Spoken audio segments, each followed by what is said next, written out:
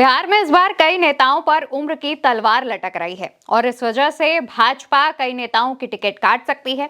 ये वो नेता हैं जो कि सिटिंग विधायक हैं, यानी कि मौजूदा समय में वो विधायक हैं, लेकिन कहा यह जा रहा है कि बिहार विधानसभा में अब इस बार उन्हें टिकट नहीं दिया जाएगा और इसके पीछे की बड़ी वजह इनकी उम्र बताई जा रही है। दोस्तों, इनकी उम्र पर सबसे ज्यादा बातें इस वजह से भी हो रही हैं क्योंकि आरएसएस के प्रमुख मोहन भागवत की तरफ से एक बार बयान दिया गया था कि 75 वर्ष की उम्र तक आते आते आपको रास्ते से हट जाना चाहिए और नए युवाओं को मौका देना चाहिए। और उसके बाद उनका हाल ही में एक बयान सामने आया था जिसमें उन्होंने कहा था कि अगर आप 75 वर्ष के हो गए हैं और तब अगर आपको कोई शॉल उड़ाता है तो आप उसे अपना रिटायरमेंट समझिए। इस तरीके के बयान लगातार मोहन भागवत के सामने आते रहे हैं। इसके बाद से कहा यह जा रहा है कि इस बार बिहार में यह फॉर्मूला बीजेपी अपना सकती है। इस लिस्ट में तमाम नेताओं के नाम है। पहले उन नेताओं पर चर्चा कर लेते हैं और उसके बाद हम ये भी बताएंगे कि कैसे बिहार में अगर ये शुरू होगा तो इसकी जो खनक है, इसकी जो आवाज है वो दिल्ली तक पहुंचेगी। सबसे पहला नाम जो दोस्तों इस लिस्ट में जो सामने आ रहा है वो बिहार के स्पीकर, विधानसभा स्पीकर नंद किशोर यादव का नाम है। उनकी उम्र की बात करें दोस्तों तो उनका जन्म 1953 में हुआ था। मौजूदा समय में वो 72 वर्ष के हैं और इस बार अगर वो चुनाव लड़ते हैं तो उनका जो चुनावी कार्यकाल है वो खत्म होने से पहले ही वो 75 वर्ष के हो जाएंगे। तो ऐसे में वो बीच अपने विधानसभा की अवधि में तो अपनी सीट छोड़ेंगे नहीं या फिर उनको छोड़ने के लिए मनाया नहीं जा सकेगा। इस वजह से कहा यह जा रहा है कि इस बार ही उन्हें टिकट नहीं देते हैं। नंदकिशोर यादव की बात करें तो वो बिहार में पटना साहिब विधानसभा से मौजूदा विधायक हैं। दूसरा नाम अमरेंद्र प्रताप सिंह का सामने आ रहा है जो कि आरा से विधायक हैं, पूर्व मंत्री भी रह चुके हैं। इनका जन्म 1947 में हुआ था। मौजूदा समय में वो 78 साल के हैं। कहा यह जा रहा है कि अब वो 75 से भी काफी आगे आ चुके हैं। इस वजह से इस बार के विधानसभा चुनाव में इनका भी टिकट कट सकता है।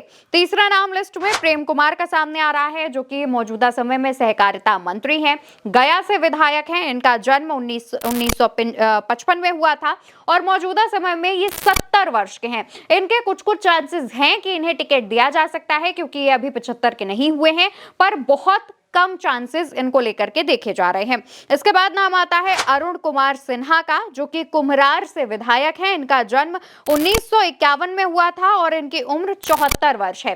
74 वर्ष है यानी कि 75 की कगार पर ये खड़े हैं, तो इस वजह से इनको भी टिकट मिलना मुश्किल बताया जा रहा है।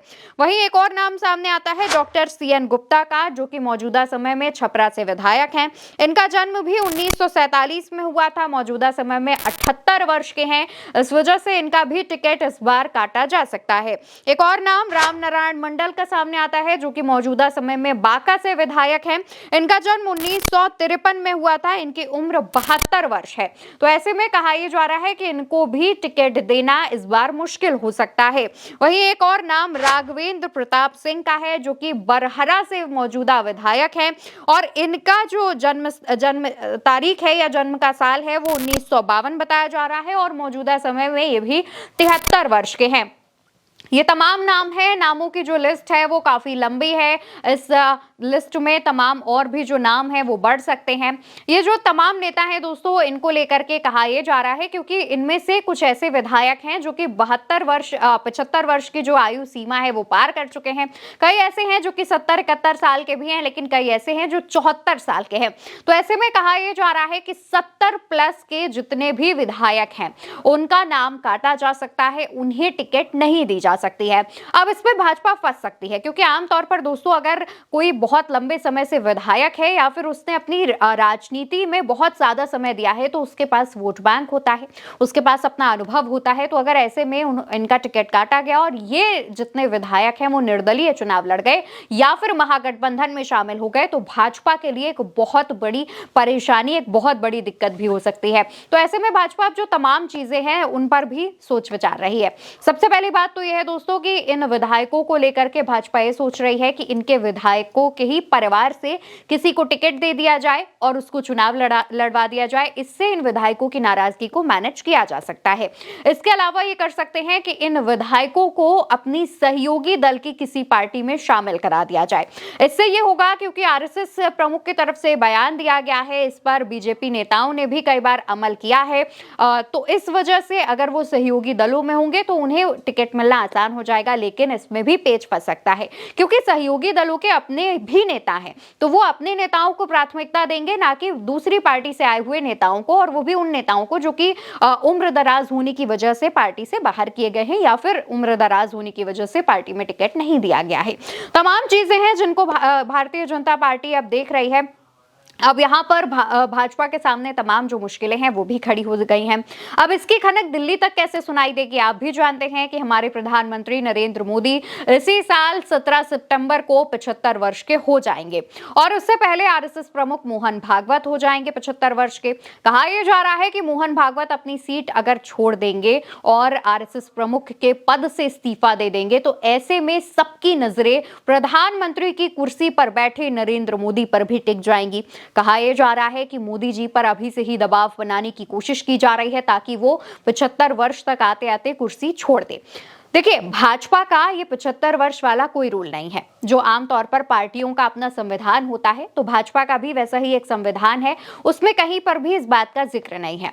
लेकिन जब प्रधानमंत्री नरेंद्र मोदी और गृह मंत्री अमित शाह की ये जोड़ी केंद्र में आती है, तब ये एक नया रूल बनाया जाता है। आरएसएस प्रमुख की तरफ से बयान आता है और उसके बाद तमाम जो बड़े नेता हैं जो कि भारतीय जनता पार्टी में एक्टिव थे और काफी अनुभव वाले नेता थे, चाहे वो लाल कृष्ण आडवाणी हो, मुरली मनोहर जोशी हो और भी जो तमाम नेता हैं, उनकी बहुत लंबी लिस्ट है दोस्तों। तो अगर इनको भाजपा की गुजरात लॉबी ने क्या किया था कि इनको मार्गदर्शक मंडली में डाल दिया था। इनसे कहा था कि आप 75 वर्ष के उम्र के हो गए हैं तो अब आप मार्गदर्शक मंडली में जाइए ताकि जो बाकी के युवा नेता हैं आप उनको सिखाइए और उनसे तमाम चीजें, अपना एक्सपीरियंस उनके साथ साझा कीजिए। तो इसके बाद अब क्योंकि खुद प्रधानमंत्री मोदी उसी मुहाने पर आकर खड़े हो गए हैं तो सबकी निगाहें इसी पर टिकी हुई हैं।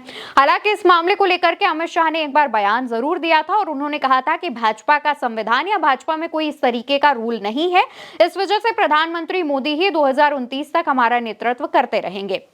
लेकिन आरएसएस जो कि भाजपा का एक अंग भी मानी जाती है और आरएसएस आमतौर पर भाजपा को गाइड करती रहती है, तो ऐसे में कहा जा रहा है कि आरएसएस अगर भाजपा पर दबाव बनाएगा तो हो सकता है कि इस तरीके से प्रधानमंत्री मोदी को भी अपने 75 वर्ष तक आते आते अपनी जो प्रधानमंत्री की कुर्सी है उससे रिटायरमेंट लेना पड़े। और इससे पहले अगर बिहार चुनाव में 75 वर्ष की जो उम्र वाले फॉर्मूला है और वो लागू किया जाता है तो ये एक बात लगभग 50% तक कंफर्म हो जाएगी कि मोदी जी भी अपने जन्मदिन पर अपनी कुर्सी से इस्तीफा दे सकते हैं। हालांकि तमाम जो अटकलें हैं वो लगाई जा रही हैं और अगर भाजपा ऐसा करती है तो देखने वाली बात होगी कि ये जो विधायक हैं जो मौजूदा समय में अपने अपने सीट पर अपने अपनी विधानसभाओं में अपना काफी प्रभाव रखते हैं, वो क्या रुख अपनाएंगे, वो बात को समझेंगे।